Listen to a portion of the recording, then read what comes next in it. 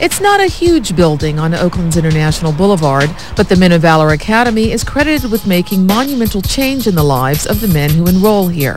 I saw the need to have a Men of Valor, and the reason for it was because when the incarcerated men would come out of jail serving their time, they had nowhere to go. They had burned their bridges with their parents, burned their bridges with their girlfriends and wives, whatnot. They had no money, no job, no education, no vocational skills. They had nowhere to go, so they were pretty much left adrift to fend for themselves, stay out of trouble, make money, take care of yourself, and don't get back into any more trouble. Well, that was just foolish, because how in the world could they do that when they had no education, they had no professional skill or no vocational skill to help them get a job, and then they have this rap sheet that's with them doing whatever crimes they've done. So the opportunity to get gainful employment was very, very slim for them. So what happens? In a few days, in a few weeks, they're back on the street doing what they did before, because, again, the drug dealer seems to be the only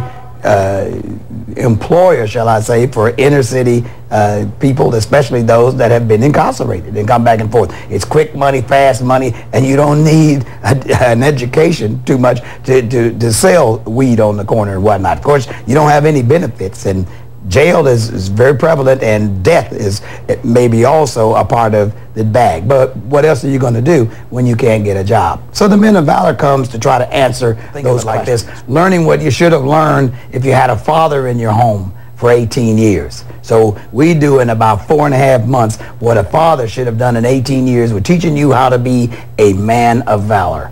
The second phase is that we teach the general education diploma. We teach you how to get a general education degree, and we help you through that process. We have a professional teacher that comes in that's credentialed, that teach them the GED subjects and whatnot. And you ought to see these men. Apparently they haven't used their brains a whole lot, but now when they start studying those books and using those brains, we've had some of them go down for the first time and ace that GED test and shock themselves that they could do so educationally well.